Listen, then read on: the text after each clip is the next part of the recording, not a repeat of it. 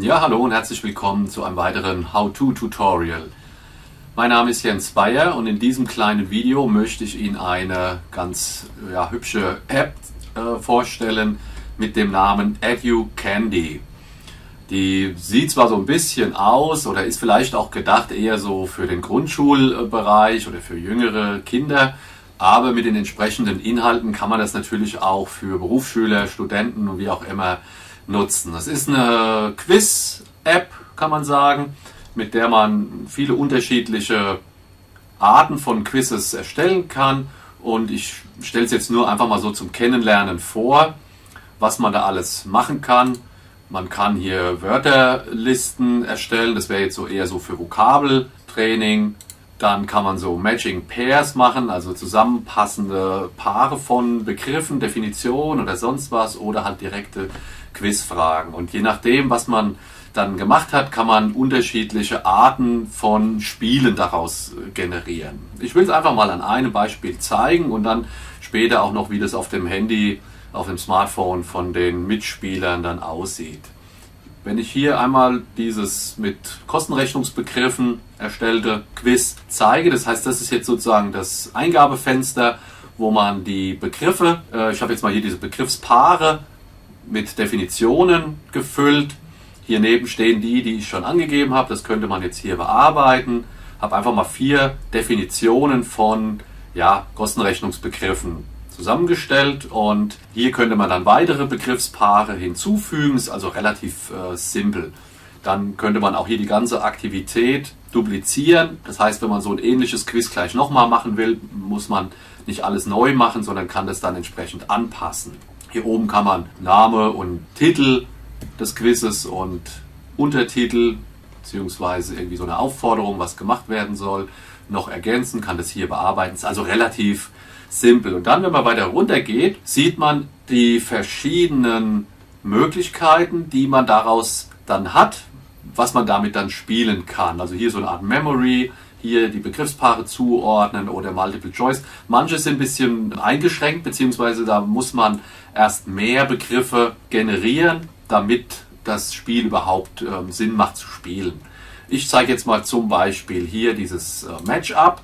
Wird einem dann auch mitgeteilt, wenn das noch zu wenige Begriffe wären. Ja, das ist dann halt wie so ein Spiel. Man kann hier, läuft eine Zeit, oder könnte man noch Ton dazustellen.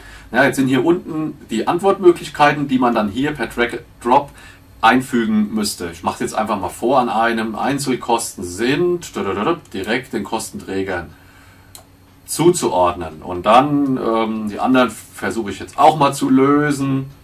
Die Gemeinkosten.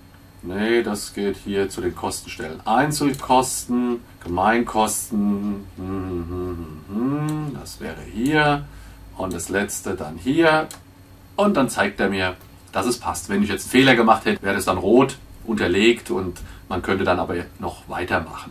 Das wäre jetzt diese Möglichkeit und es ist ja eigentlich finde ich ganz hübsch gemacht, ganz nett gemacht. Man muss das ja nicht auf die Grundschul-Zielgruppe beschränken. Ich zeige nochmal ein zweites Spiel, da könnte man jetzt zum Beispiel auch hier Multiple Choice, da macht er jetzt im Prinzip, sehen es gleich, macht er im Prinzip 4 Fragen daraus. Das ist jetzt die erste mit den dann jeweils immer gleichen Antwortmöglichkeiten, sodass man dann halt nach der Spielzeit alle durch hat. Gemeinkosten sind nur indirekt, das wäre hier, zeigt er mir auch sofort, dass es richtig ist. Kostenstellen Einzelkosten, ich mache jetzt mal einfach einen Fehler. Na, dann sieht man, das ist rot, dann läuft die Zeit schneller runter. Kostenstellen Einzelkosten sind direkt so, das wäre dann richtig. Und dann das vorletzte und das letzte. Jawohl, und dann kriegt man hier neben noch Punkte, also so ein bisschen schön animiert. Das ist natürlich eher sowas für Kinder, aber vielleicht mögen das die älteren Jugendlichen ja auch. Ja, das ist nur mal so zum Reinschnuppern. Die anderen Tools kann man ja gerne selbst dann nochmal ausprobieren. Jetzt wollte ich Ihnen ja nochmal zeigen, wie man das auf dem Smartphone spielen kann. Das war ja bisher alles auf dem PC. Da gibt es dann hier bei den Aktivitäten, die man schon erstellt hat, gibt es dann die Möglichkeit des Shares. Da kann man das dann entweder kopieren, kann es auch einbetten auf Webseiten oder einfach hier diesen Code weitergeben, den man dann auf dem Handy eingeben muss. Das Ganze sieht dann folgendermaßen aus. Das sieht man dann, wenn man den Code eingegeben hat, sieht man dann eben die Möglichkeiten, wie man das spielen kann. Ich wähle jetzt mal hier das Match ab. Dann will er noch wissen, wo er das spielen soll. Okay. Ja, dann geht es halt über den Browser, sind keine richtigen Apps im Prinzip, sondern es geht dann über den Browser, geht es dann eben wieder zur Website. Aber trotzdem kann man das ja dann spielen und funktioniert.